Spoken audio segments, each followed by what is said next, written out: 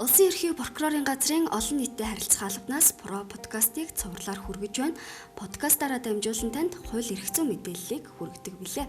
Энэ удаагийн дугаарт Чингэлтэй дүүргийн прокурорын газрын шүүхэд төрийг төлөөлөх ажил хариуцсан ахлах прокурор байгалмаа оролцож байна. Бидний ярилцах сэдэв гэр бүлийн хүчирхийллийн гэмт хэрэг зөрчлийн талаар.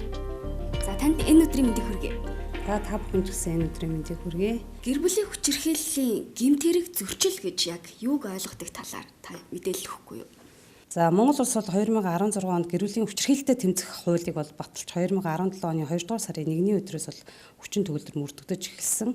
За үүнтэй холбоотойгоор бол тухайн үед мөрдөгдөж байсан эрүүгийн хууль болон захиргааны хариуцлагын тухай хууль гэр бүлийн хүчирхийллийг бол тусад нь бие даасан гэмт хэрэг зөрчлөөр тооцоолж оруулж ирсэн байдаг. За гэр бүлийн хүчирхийлэл гэдгийг бол энгийн үгээр бол илэрхийлэх юм бол гэр бүлийн гишүүдийн хэн нэг нь нөгөөгөө хүч эрх мэдлэр давамгаалж бие болон сэтгэл санаа, бэлгийн харилцаа, эдийн засгийн хувьд бол хохирол учруулж санаатаагаар доромжлон хүч хэрэглэж байгаа үйлдэл юм аа. Дээрх үйлдэл нь бол гэр бүлийн хүчирхийлэлтэд тэмцэх тухай хуулийн 3 дугаар зүйлд заасан хамаарал бүхий этгээдүүдийг бол хооронд үүссэн үйлдэл үсвэлдэггүй байхыг бол ойлгоно.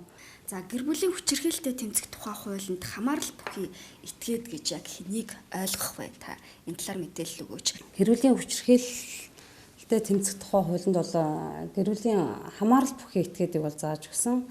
За үүнд бол эхнэр нөхөр, гэр бүлийн бусад гишүүн, хамтран амьдрагч, асран хамгаалагч, харгалзан дэмжигч, за тэдгээрийн асрамж хамгаалалтанд байдаг этгээд, за мөн тухайн гэр бүлд хамтарч амьдарч байгаа этгээд, тусдаа амьдарч байгаа төрүүлсэн, үржилж авсан хүүхэд, төрсөн, үржилж авсан эцэг эх, ах эгч, дүү, за үүгээрч зогсохгүй бас гэрэлтэй цуцлуулсан эхнэр нөхөр, хамтран амьдарч байсан эсвэл хамтран амьдарч байгаагүй ч гэр бүлийн харилцаатай байсан дундаасаа хүүхэдтэй этгээд маш өргөн үрээтэйгээр бол авч үзсэн. За яг нь нийгэмд бол ерөнхийдөө эхнэр нөхрийн асуудал гэдгээр ойлгодог боловч энэ нь бол яг хамаарах бүхий этгээдэд бол одоо маш өргөн хүрээтэйгээр гэр бүлийн хүчирхийлэлтэд тэмцэх тухай хуулинд бол тусгаж оруулж өгсөн байгаа. Тэгэхээр ер нь эрүүгийн хуульд гэр бүлийн хүчирхийлэлтэй холбоотой хичнээн зүйл залт байдаг юм бэ? Эрүүгийн хариуцлагын талаар та мэдээлэл өгөөч. За эрүүгийн хуульд бол дараах 7 төрлийн хэрэгүүдэд за гэр бүлийн хүчирхийлэл үйлдэлд тооцож эрүүгийн хариуцлага бол хүлээлгэхээр заасан. За эрүүгийн хуулийн тусгай ангийн 11-р зүйлийн 2 дахь хэсгийн 2-8-д хүнийг алах гэмт хэргийг бол гэр бүлийн хүчирхийлэл үйлдсэн бол 12-оос 20 жил эсвэл бүх насаар нь хорих ял оногдуулахаар. За мөн хуулийн 14-р зүйлд заасан хүнийг амиа хорлох нөхцөл байдалд хүргэх гэмт хэргийг үйлдсэн бол за 2-оос 8 жилийн хорих ял. За эрүүгийн хуулийн тусгай ангийн 11 6 дугаар зүйлийн 2 дахь хэсэгт за хүний эрүүл мэндэд хөнгөн хохирол учруулах гэмт хэргийг гэр бүлийн хүчирхийлэл үйлдсэн бол за 450-аас 2700 нэгжтэй тэмцэх хэмжээний төгрөгөөр торгох. За 240-өөс 720 цаг нийт тусдаа ажил хийлгэх эсвэл 1 сараас 3 сар хүртэл хугацаагаар зорчих хэрэг хязгаарлах юм ял оногдуулахаар бол заасан. За мөн эрүүгийн хуулийн тусгай ангийн 11 4-р зүйлийн 2 дахь хэсэгт за хүний эрүүл мэндэд хүндөвдөр хохирол учруулах гэмт хэргийг гэр бүлийн хүчирхийлэл учруулсан бол 6 сараас 3 жил хүртэл хугацаагаар зорчих хэрэг хязгаарлах эсвэл 6 сараас 3 жил хүртэлх хугацаагаар хорих ял шийтгэхээр хүний эрүүл мэндэд хүнд хохирол санаатаа учруулах гэмт хэргийг гэр бүлийн хүчирхийлэл үйлдсэн бол 5-аас 12 жил хорихоор гэр бүлийн хүчирхийлэл байнга үйлдэх гэмт хэргийг гэр бүлийн хамаарал бүхий харилцаатай хүнийг байнга зодсон, харгас хэрсгээ харьцсан, догшин авиралсан, дарчлаасан, хуваарьт болон дундын эд хөрөнгө эзэмших ашиглах захиран зарцуулах эрхэд халтсан бол 6 сараас 1 жил хүртэл хугацаагаар хорих ял.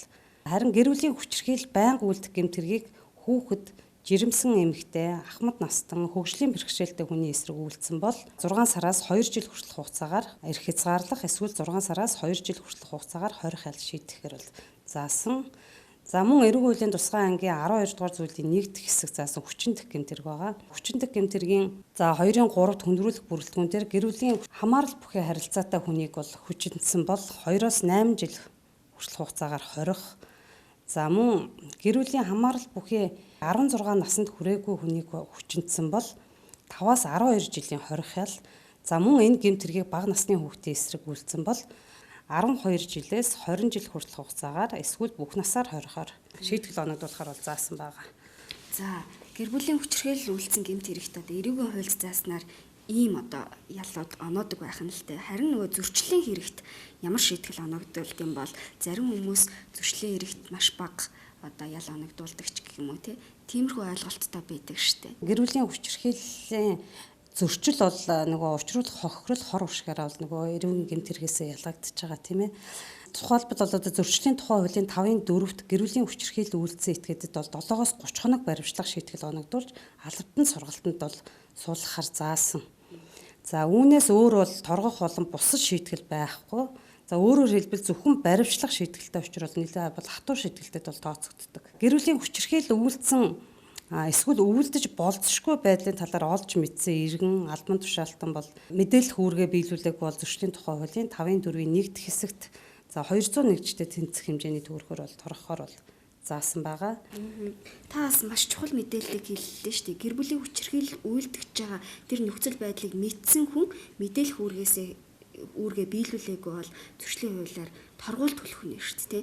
Хажуудах айлдаа жишээлбэл хүчирхийлэл үйлдэж байгааг бицээр ээжж цагдаагийн байгууллага дуудлага өгөхгүй байна гэдэг чинь энийг бас өөгшүүлж байгаа бас зөрчлийн хэрэг тэр тухайн хүн маань үйлдэж ин гэсэн үг болох нь тийм ээ. За энэ төрлийн гэмт хэргийг даслан зогсооход бол иргэн бүрийн үүрэг оролцоо чухлаас гадна салбар байгууллага хоорондын бол хамтын ажиллагаа бол туулын чухал байдаг. Энэ бол урьдчилан сэргийлэх ажил бол онцгой ач холбогдолтой юм аа. За гэр бүлийн хүчирхийлэл ихэвчлэн ямар хэлбэрээр үйлдэгдэж байна вэ? Гол төлөв ямар хүмүүс хүчирхийлэл үйлдэж байгааг Чингэлтэй дүүргийн прокурорын газраас бас судалсан баг тийм ээ. Судалгааны дүнгээс таас танилцуулбал. За дүүргийн прокурорын газраас 2019 оны сүүлийн хагас жилийн байдлаар бол гэр бүлийн хүчирхийлэл үйлдсэн хэрэгс шүүхээс яар шийтгэл оногдуулсан байдлыг бол судалсан. За судалгаанаас үзэхэд бол тус дүүргийн хэмжээнд сүүлийн хагас жилд бол гэр бүлийн хүчирхийлэлтэй холбоотой нийт 26 хэрэг шүүхээр шийдвэрлэгдсэн. За ихэнх нь бол бие махбодын хүчирхийлэл үйлдсэн гэмт хэрэг дийлэнх хувийг нь бол эзэлсэн. За 3.8% нь бол сэтгэл санааны хүчирхийлэл буюу байнгын айлхан сүрдүүлэх, харгас хэрцгий харьцны улмаас амин орлсон ийм тохиолдол байсан. За энэ төрлийн гэмт хэргийн 95-аас дээш хувийг бол эрэгтэй хүн үйлдсэн. Өөрөөр хэлбэл гэр бүлийн хүчирхийллийг ихэвчлэн эрэгтэй хүн үйлддэг байна тийм. За нийт гэмт хэргийн 90-ээс дээш хувь нь зөвхөн ахуй хүрээнд, дан ахуй хүрээнд. За гэр бүлийн хүчирхийлэл үйлдсэн этгээдийн 60-аас дээш хувь бол согтуугаар энэ төрлийн гэмт хэргийг үйлдэгдэж байна. За үүнээс үзэхэд бол арх согтууруулах хундаа нь бол хүчирхийлэл үйлдэхэд бол одоо нөлөөлж байгаа гол хүчин зүйлээ гэж үзэж байна.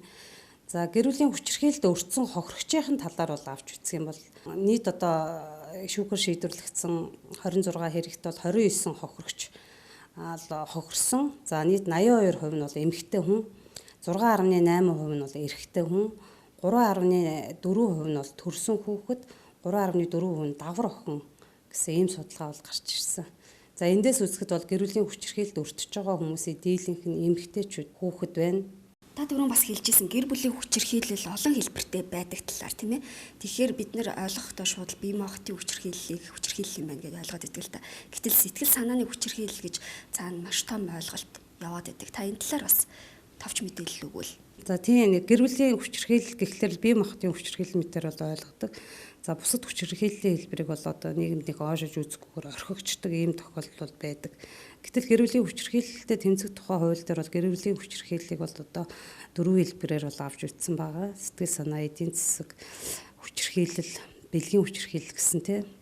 За үүнээс одоо сэтгэл санааны хүчирхийллийн талаар нь бол авч үзэх юм бол за яг хуульд тодорхойлсноор бол хүний хүсэл зоригийн эсрэг бол тодорхой үйлдэл хийх, эсвэл хийхгүй байхыг алавдах, үл хайхрах, гүтгэх, мөрдөн мөшгөх, занал хийлэх, бусадтай харилцахыг хязгаарлах, гутаанд оромжлох болон бусад хэлбэрээр сэтгэл санааны шаналл үүсгэснийг сэтгэл санааны хүчирхийлэл гинэ гэж одоо гэр бүлийн хүчирхийллээс төвчрхийлэлтэй тэмцэх тухай хуулинд бол тодорхойлсон байгаа. За үүнтэй уялдуулаад одоо хэлэх юм бол сэтгэл санааны хүчирхийлэл үйлдэх арга хэлбэр нь бол олон янз байна.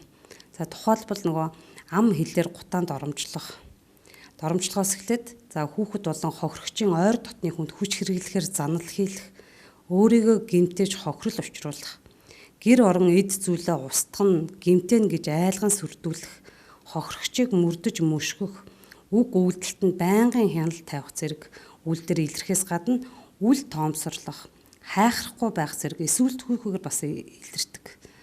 За эдгээр хэлбэрүүдээс бол хамгийн хүнд хэлбэр нь бол айлган сүрдгүүлжүүлэлт занал хийх явдал бөгөөд үүнд бол алах, эд эрхтэнгийн хуглах, мөчлөх, орон гэрээ шатаан гэх мэтэр одоо сүрдүүлж байгаа. Түүнийгээ янз бүрийн арга хэлбэрээр бол баталгаажуулж хохирогчд мэдрүүлж байгаа энэ үйлслүүдийг бол хамааруулж ойлгож байгаа. За мөн эдийн засгийн хүчирхийллийн талаар нь дурдах юм бол цалин үнс тэтгэвэр тэтгэмж, тэдгээртэй адилдах орлого, за хуваарьт болон дундын эд хөрөнгө эзэмших, ашиглах, захиран зарцуулах эрхт халдах, за орлого олох боломжийг нь мөн хязгаарлах, за шаардлагатай хэрэгцээг нь бас хясан боогдуулах, тэжээнд итгэхээс зайлсхийх болон бусад хэлбэрийн эдийн засгийн хараат байдалд оруулсан. Эсвэл эд хөрөнгийн хохирол учруулсныг эдийн засгийн хүчирхийлэл гэж ойлгож байгаа.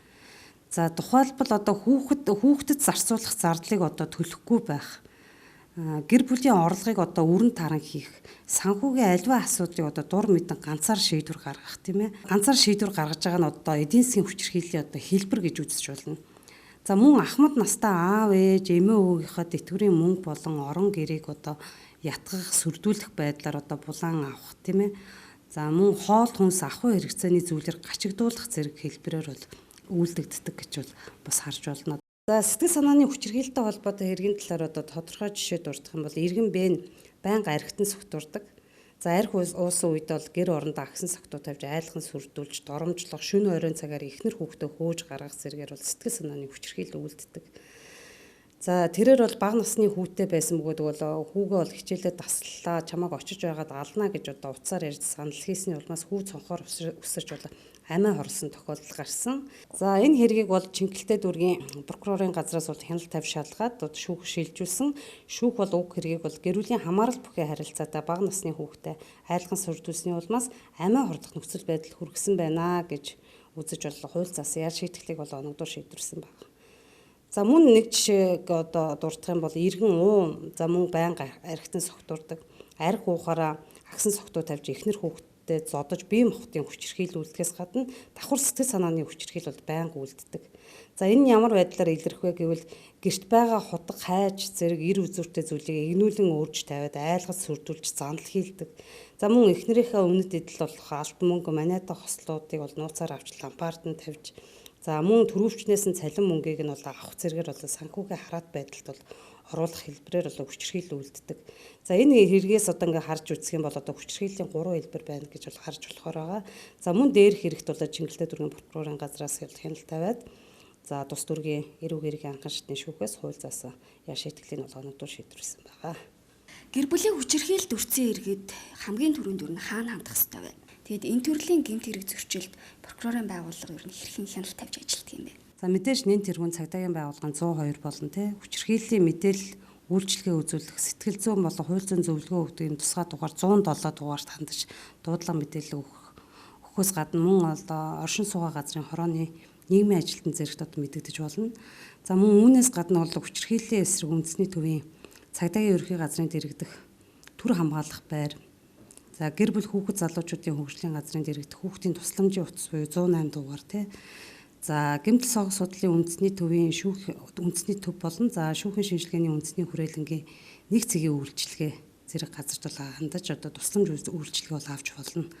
Прокурор бол энэ төрлийн гэмт хэрэг дуудлага мэдээлэл ирсэн цагаас эхлээд хэргийг бол шүүхээр шийдвэрлэх хүртэл бол хугацаанд прокурор тасралтгүй бол хяналтаа тавьж ажилдаг. Төр хамгаалах байр нэг цэгийн үйлчилгээ ямар тусламж үйлчилгээ үзүүлэх юм бэ гэвэл за төр хамгаалах байр нь бол гэр бүлийн хүчирхийлэлд өртсөн хохирогчид бол сэтгэл засал, хууль эрх зүйн зөвлөгөө тусламж үзүүлэхээс гадна за нийгмийн халамжийн үйлчилгээ үзүүлэх, за бусад төрийн болон төрийн бус байгууллагатай холбон зуучлах, за амь нас эрүүл мэндэд бол ноцтой асуудал үүссэн тохиолдолд бол эрүүл мэндийн байгууллагад бол тусламж үйлчилгээнд зуучлах зэрэг арга хэмжээг бол авч ажилладаг. Харин нэг цэгийн үйлчилгээ нь бол гэр бүлийн болон бэлгийн хүчирхийлэлд өртсөн хүүхэд эмэгтэйчүүдэд бол нийгэм хамгаалалт халамж, за эрүүл мэнд, сэтгэл зүй болон хууль эрх зүйн үйлчилгээг бол үзүүлж ажилладаг юм онцлогтой. Тэгэхээр гэр бүлийн хүчирхийллээс иргэд өөрсдийгөө болон хүчирхийлэлд өртөж байгаа тэр гэр бүлийн гишүүдэд хэрхэн хамгаалах вэ? Өвчлөн сэргийлэх ямар арга хэмжээ авах нь зүйтэй гэж та зөвлөх вэ? Хүчирхийллээс хүчирхийлэл үүсдэг тийм ээ. Иймд бол хүчирхийлэлд одоо зөвхөн хүн өөрөө л цэг тавьж ийн одоо хүчирхийллийг бол тасан зогсооно. Одоо нэмээд хэлэх юм бол гэр бүлийн хүчирхийллийн гэмт хэрэг нь бол нуугдмал далд даамжирч хугацаа өнгөрөх тусам бол ноцтой болж байдаг тий. Цагдаагийн байгууллагын ажилтан бол энэ төрлийн гэмт хэрэг дуудлага мэдээллийг хүлээн авсан дээр бол холбогдох ажиллагааг түргэн шуурхаа явуулснаар бол хэргийг бол зөв зөвлжлэх, за мөн гэр бүлийн хүчирхийлэл үйлдэлсэн этгээдэд бол тохирсон ял шаардлагыг бол оногдуулахад бол онцгой ач холбогдолтой байдаг. За гэр бүлийн хүчирхийллийн гэмт хэрэгээс урьсан сэргийлэхийн тулд бол гэр бүлийн гишүүд бол аливаа асуудалд бие биенээ ойлгож, харилцан ярилцаж, хүлээлттэй аливаа асуудал бас эргээр хандах нь бол энэ төрлийн гэмт хэрэг гарахаас бол урьсан сэргийлэх юм аа. Уур уцаар за хүчээр шийдэх юм бол энэ гэр бүлийн хүчирхийллийн гэмт хэрэг учрах аюул нь илүү бүр ноцтой, учрах хор уршиг нь бол ноцтой болж ирдэг учраас гэр бүлийн гишүүд бол аливаа асуудалд бол эргээр бол хандах нь зүйтэй. Про подкастын шинэ дугаар та бүхэнд хүрлээ. Энэ удаа гэр бүлийн хүчирхийллийн гэмт хэрэг зөрчлийн талаар та бүхэнд мэдээлэл хүргэлээ.